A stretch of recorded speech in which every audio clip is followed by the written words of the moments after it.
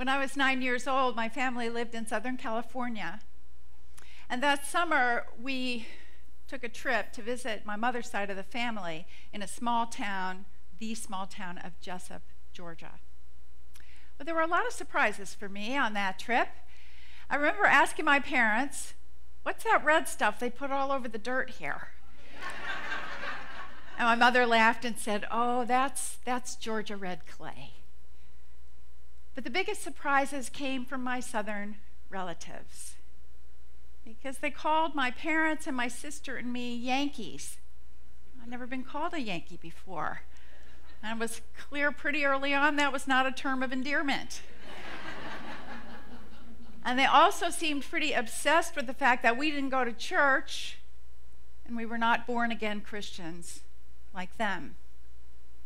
And so they said I had a lot to say about how important it was to be a good Christian. But I also noticed that they used racial slurs, and they would often make crude jokes and comments about black people. And even at the age of 9, that was very distressing to me.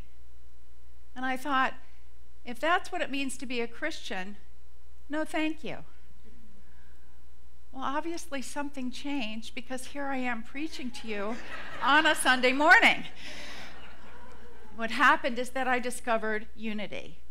I found my type of Christianity. I found what works for me, resonates with my values and who I am. And you know, we each get to find our own path, don't we? But I think just as important is that I came to an understanding of Jesus that really resonated in my heart. And I came to see him not only as a master teacher, a master spiritual teacher, but also as this outspoken revolutionary, as a witty philosopher and a bold reformer. I had this image of Jesus almost as heroic, righting the wrongs and standing up for the little people. I was particularly drawn to his love, his message of love, because it wasn't about love just for some people. It was about love for all people. And you know, to this day, my heart leaps when I think about how he extended himself and very intentionally reached out to help the disenfranchised and the oppressed.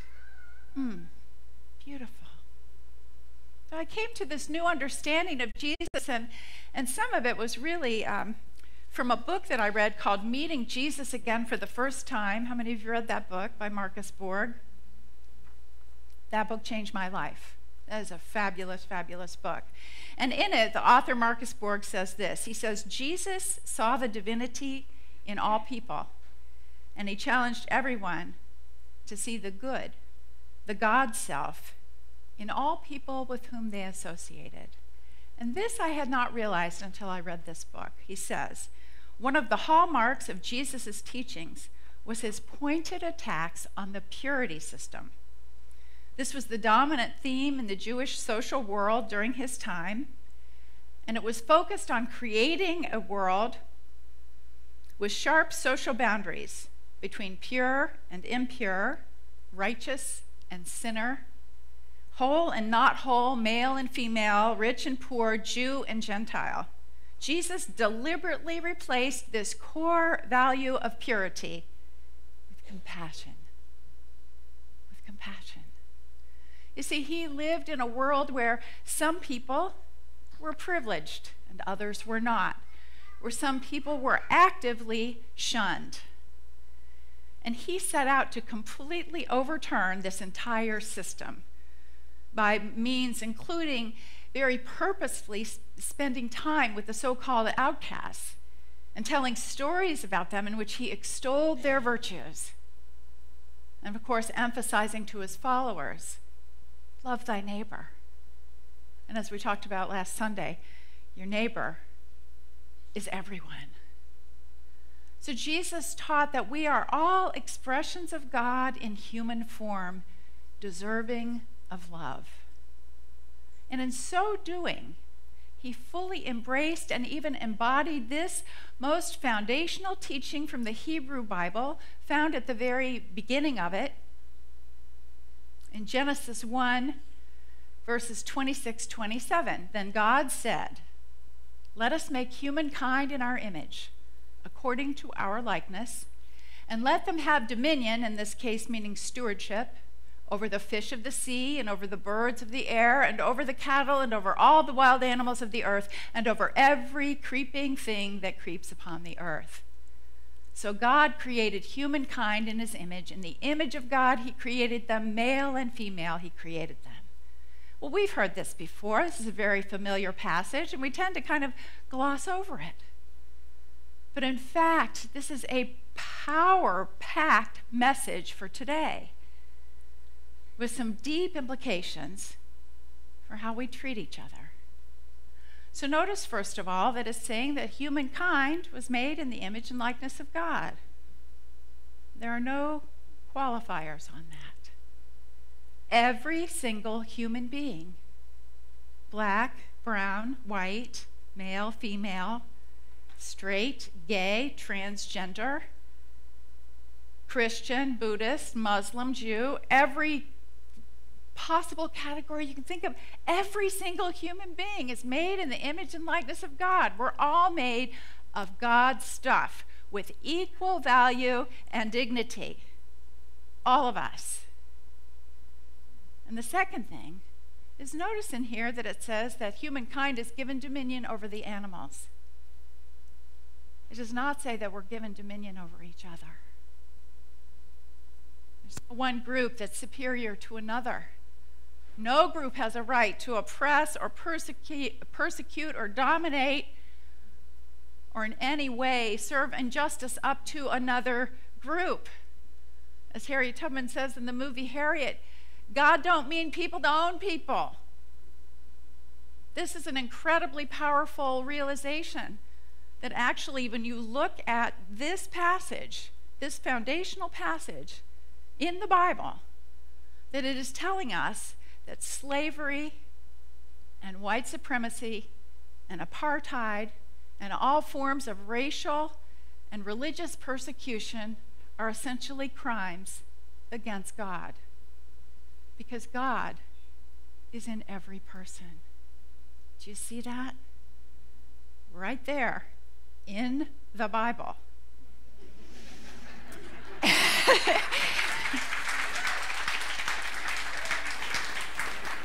And in his book, Christ in Crisis, this wonderful book I'm enjoying so much, very provocative, Jim Wallace says this. He says, this passage right here is the theological undermining and biblical rebuke of not only white supremacy, but also any ethnic claim to superiority by any group.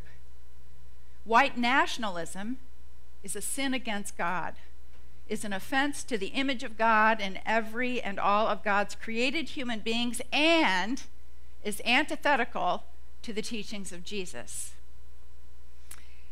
And he goes even further than that by calling out America's original sin. He says, the deliberately racialized dehumanization of indigenous people for their land and of stolen Africans to justify our greed in slavery was America's original sin. And any form of racial discrimination based on that original dehumanization in policing and incarceration, voting rights, education, economics, housing, the despoiling of land, and more, further perpetuates that sin. We got some work to do, don't we? You know, Jesus' harshest words were aimed at hypocrites. And I often think how horrified he would be if he came back and saw what some people who worship in his name are doing to oppress, to undermine, to punish, to brutalize, to even terrorize others, to demonize them in his name. I can imagine him saying, what part of love one another is unclear to you? Like, hello. It's not that complicated. You just have to be willing to do it. You just have to be willing to do it, to step up and live that way. You know, it's time for us to wake up. This is ours to do. This is ours to help lead. If we're serious about reclaiming Jesus, and I believe we are, that we take him as our way shower here and our role model. If we're serious about that, then we need to get much more intentional about loving the way he loved and putting that love into action. So what can we do? It's sort of an overwhelming question, but I have 3 small suggestions to get us started. And the first suggestion is to care. Care. You know, the opposite of love often is not hate, but indifference. In 2015, Pope Francis, in his Lenten message, actually said that rather than giving up chocolate or alcohol for Lent, we should give up our indifference to others.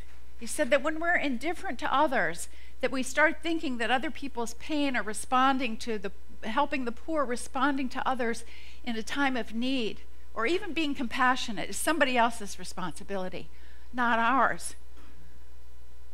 He said, whenever our interior life becomes caught up in its own interests and concerns, there's no longer room for others, no place for the poor. God's voice is no longer heard. The quiet joy of his love is no longer felt. And the desire to do good fades. Let us care enough to express our compassion in whatever way speaks to our hearts. The second thing we can do is to be kind. Be kind. Such a simple thing, but the world needs so much more of it. There's a simple act of giving others the benefit of a doubt, speaking kindly and acting kindly toward them.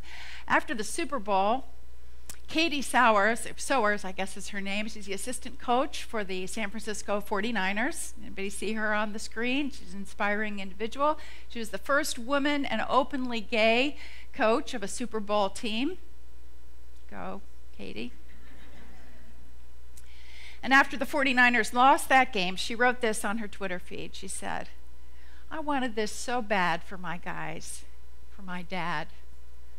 Congrats to the Kansas City Chiefs," she wrote. "Please, as you comment to my players or staff members, remember we are all human. Be kind. This loss has unfortunately reminded me of the hatred in this world." You've seen it on social media, you know.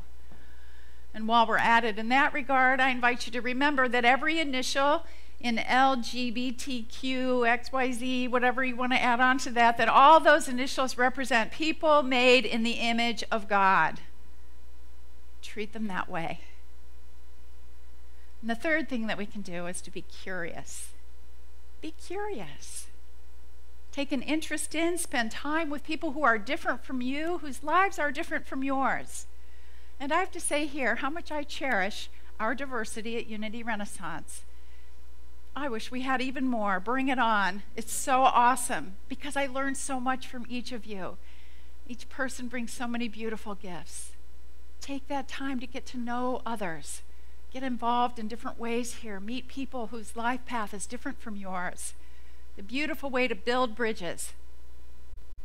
We can also be curious about the past. This is a very important time for us to be aware of history and allow ourselves to be inspired by those who came before us. Along those lines, I ran across a very inspiring story this last week about a man named Charles Bess. Charles Bess, that's what he looks, 82 years old now, that's what he looks like today on the right. But in 1960, Charles Bess was a busboy at the Woolworths in Greensboro, North Carolina. But remember what Woolworths is for the younger ones? They're the 5 and dime store. I can't believe I have to explain that, but anyway.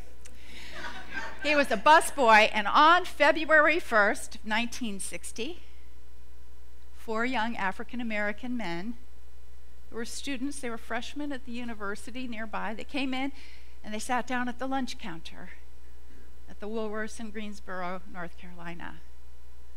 Well, people of color were not supposed to sit at the lunch counter, much less were they allowed to eat or drink there. And so these 4 young men were asked to leave, but they didn't. They'd been inspired by Martin Luther King's nonviolent protests, and they stayed.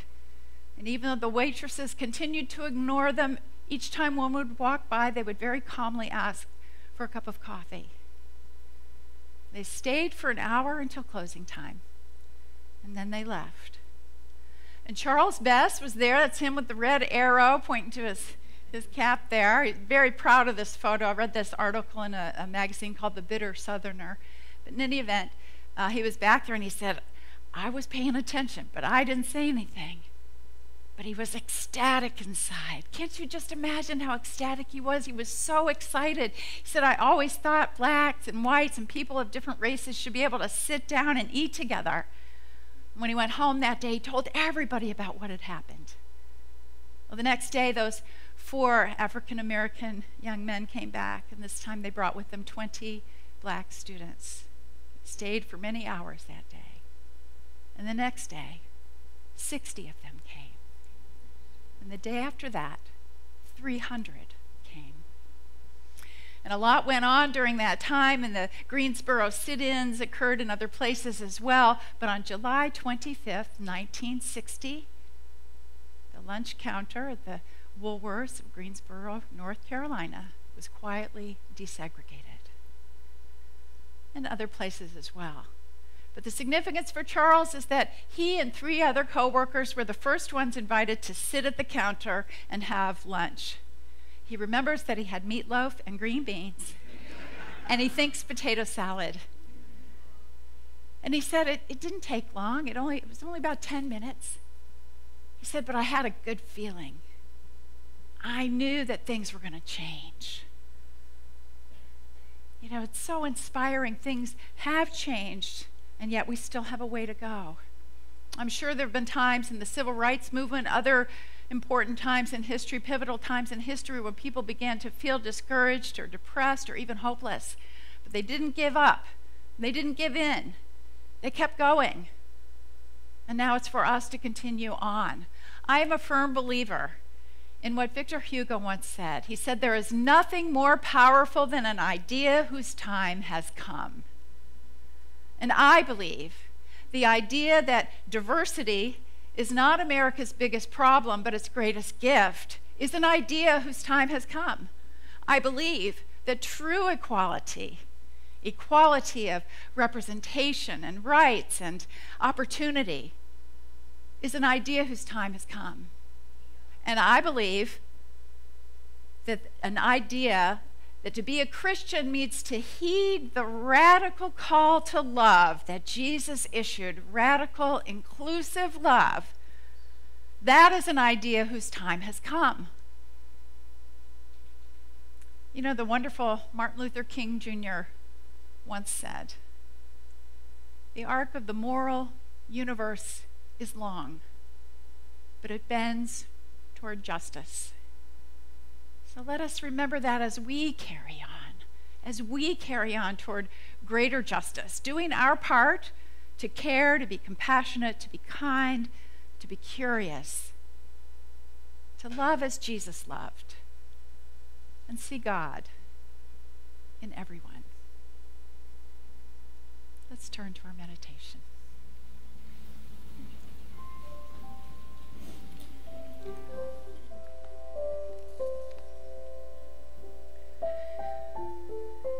I invite you to close your eyes, take a deep breath in, release and let it go. Feel God's grace upon you in this very moment. Feel God's love within you.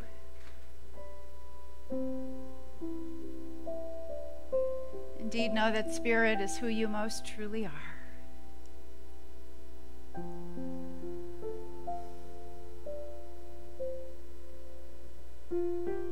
I invite you to allow yourself to feel this great sense of peace and love washing over you, touching every cell of your being, filling you with light.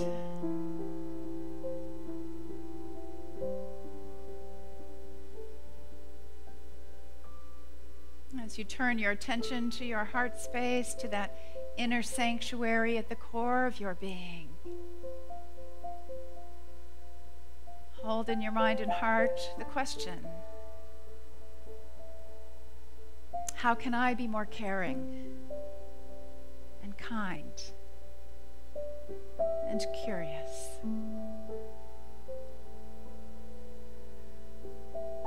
How can I love more fully and inclusively as Jesus did? What is mine to do to make this a more united and compassionate world? Ask the questions and listen for your answer in the silence.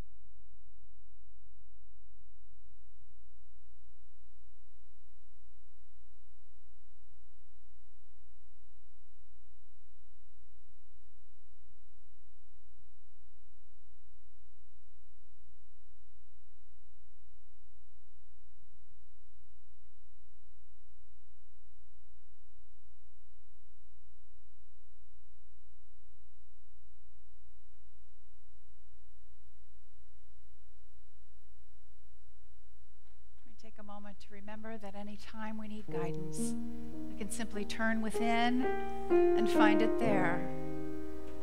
For whatever faith or reassurance, guidance, strength, courage we need lies within us. And for this truth, for knowing that we have all of these powers to bring forth into our world, we are so grateful. Thank you, God. Thank you, Jesus. And so it is.